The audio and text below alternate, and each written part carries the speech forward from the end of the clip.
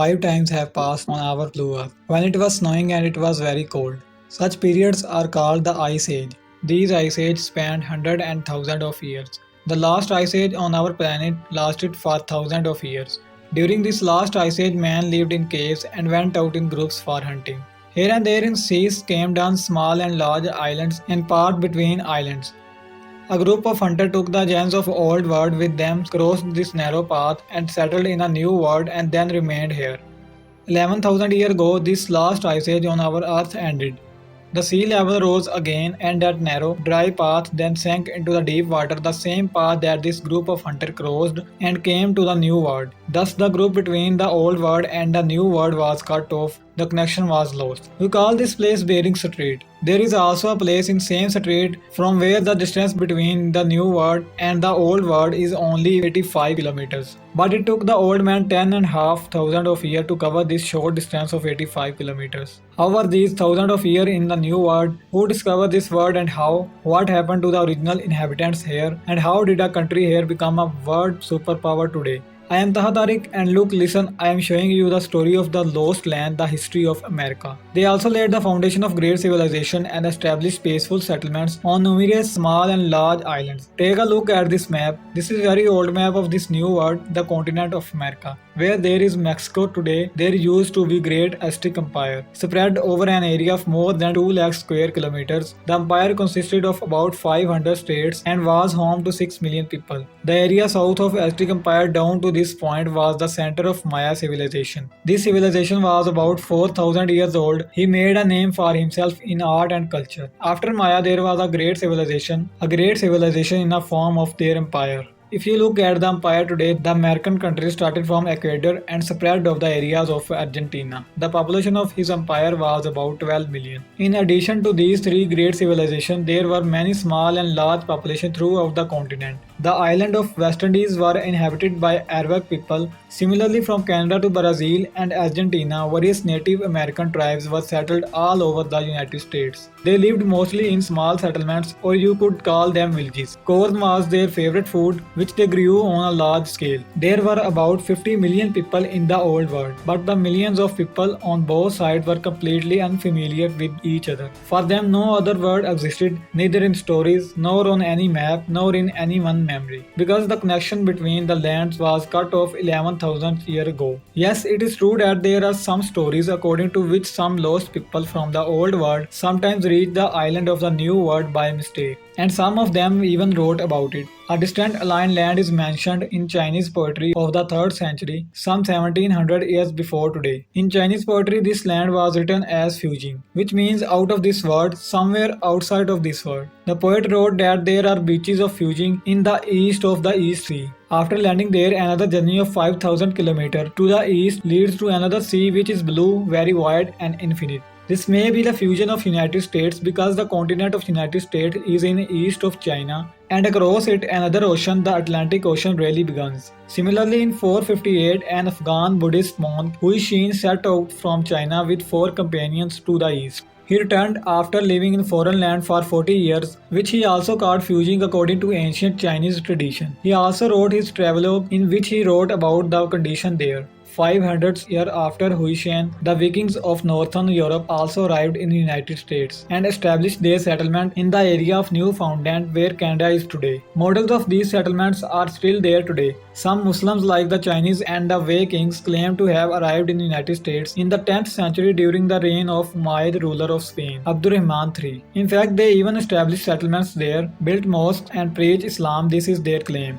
Hindus have also claimed that their deities were also worshipped by Native Americans. In other words, he thinks that once a Hindu from India had reached there, he had gone to America. So friend, there are many more such claims, but the problem is it doesn't matter if the claims are true or false. The difference was in who discovered the island and the world. And he rightly told that this was a new world and that he had connected to this new world to the old world. So friends, this connection was not possible with the discovery of Chinese nor with the voyage of Buddhist Tan Sultan, nor with the adventure of Muslims or Hindu sailor. In both places, the alienation and existed for thousands of years in the old world, and the alienation that existed in a new world has existed for thousands of years. The people of old world used to think that the world ends on the shores of Europe and Africa, and the American tribes thought that there was water beyond their shores and nothing. The distance could have lasted for thousands of years, like a hidden mountain. But then came the 15th century. In this century, in the international power dynamics, there was a shift in global game of power that changed everything. The man of old world, and especially the man of Europe, was so compelled that he had to move beyond these geographical boundaries to find new routes and new lands. This change was due to the Muslim conquerors. What was the shift? So my curiosity fellows, this old world that the Native Americans left 25,000 years ago, Europe was a major power until the 15th century. Europe's Roman Empire has been world only superpower for hundreds of years, and his rule lasted for many parts of Asia. But gradually the Roman Empire weakened, and in the end its last symbol was Byzantine Empire. This empire was now just an empire, just a city of Constantinople. In memory of old days and on the backs of powerful walls, it was still called empire. Then it happened that in 1453 the last sign of Roman Empire was destroyed by Turks. The young Turkish Sultan Muhammad the Conqueror conquered Constantinople and put an end of Roman Empire forever. The name of city was also changed from Constantinople to Istanbul. The European power had died in 15th century, and there was now a line of mourning, because Constantinople was not only an important military base but also a holy city in Europe. It was the center of Orthodox Christianity. It was settled by Constantine, the first Christian emperor of Roman Empire. Constantine also built a magnificent church, the Hagia Sophia. So Christians from all over Europe had a special devotion to the city. But apart from devotion, the city also had another significance, as it was lifeline of trade from Asia and especially China to Europe. From the markets of Central Asia, Chinese silk, spices, precious stone, gold, silver, and some other things used to come to Europe through this road. Now that Constantinople had fallen into the hands of Turks, the road was closed. With this defeat, the people of Europe were suffering both economically and spiritually. Economically, with the closure of trade routes, employment opportunities in Europe was greatly reduced. People became poorer and poorer to point starvation. Hungry people would throw their children on rubbish heap. In a short period of time, crime had increased to such an extent that those walking the streets of Europe kept their eyes on the sky instead of earth. The reason was the criminal hiding in houses would throw stones at the windows, crush the heads of passers-by, and then steal from the clothes of corpses as much as possible. So the best thing was to raise his hand and take care of him. Wealthy people had guards, but ordinary people were dying in public. Government guards were also helpless in this situation. So friends, this was the economic catastrophe of Europe that came upon Europe with the snatching of Constantinople and the closure of trade routes. The second catastrophe was spiritual, with the devout of Christians of Europe believing that one by one the territories of Europe, the epic center of Christianity, were being taken over by Muslims. So now they thought it was difficult time for Christianity. Christian areas are shrinking day by day geographically. He felt that if this continued, Christianity would be lost or its powerful status would be lost. So these were the reasons why the Europeans, their religious and commercial class, were looking for a new world. But where could such a world find them? Little did they know that just 4 or 5,000 kilometers to their west, there was a world that was about same size as the old world and rich in natural sources such as gold, silver, oil, and so on. He only knew the world in which he could travel east to China and Japan. These two countries, China and Japan, were being mentioned in one house in Europe in those days. Why is that? That is because Marco Polo travelogue had now reached everywhere in Europe. Marco Polo wrote to China and Japan to Spango.